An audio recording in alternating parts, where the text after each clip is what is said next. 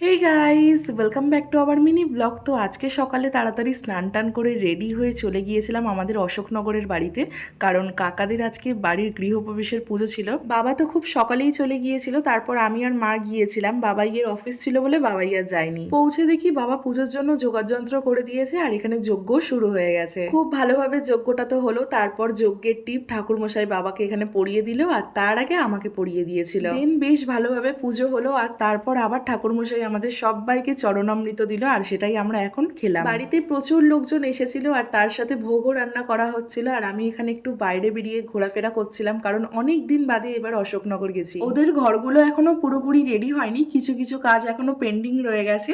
আর এটা হলো ওদের মেন গেট। দইয়ের সাথে সাথে সিন্নি প্রসাদও দিয়েছিল, কিন্তু দিদিভাইয়ের সাথে গল্প করতে করতে সেটাই আর ক্যাপচার করা হয়ে ওঠেনি। প্রসাদ খেয়ে মাকে বললাম চলো মেজমার বাড়ি থেকে ঘুরে আসি, অনেকদিন যাওয়াও হয়নি, তাই এখানে বেরিয়ে পড়লাম মেজমার বাড়ির উদ্দেশ্যে। ফাইনালি আমি আর মা গিয়ে মেজমার বাড়িতে পৌঁছাই আর তারপর আমরা সবাই মিলে এখানে গল্প করতে বসে যাই। মিনওয়াইল বাবাই ফোন করেছিল, তাই বাবাইয়ের কলটা এখানে অ্যাটেন্ড করে নিচ্ছিলাম। আর তারপর আমরা গল্প করতে করতে কখন যে দুপুর গড়িয়ে বিকেল হয়ে গেছে, আমরা লাঞ্চে ভোগটাই খেতে পারিনি। চলো এবার আমার ফুল আউটফিটটা তোমাদেরকে দেখাই। এটা হলো একটা 3 পিস আর এটা আমার মামা শ্বশুরের ছেলে মানে দাদা ভাই আমাকে এটা দিল্লি থেকে জাস্ট দুদিন আগে এনে দিয়েছে, তাই ভাবলাম যে এখন নতুন আছে আর পুজোতেও ভালো লাগবে পরলে, তাই পরে নিলাম। আর কেমন লাগছে তোমরাও কিন্তু জানিও। এবার তোমাদেরকে মেজমার বাগানটা ঘুরিয়ে দেখাই। দেখো এখানে কি সুন্দর লাল রঙের গোলাপ ফুটেছে, এছাড়াও কিন্তু একটা পিঙ্ক কালারেরও ছিল।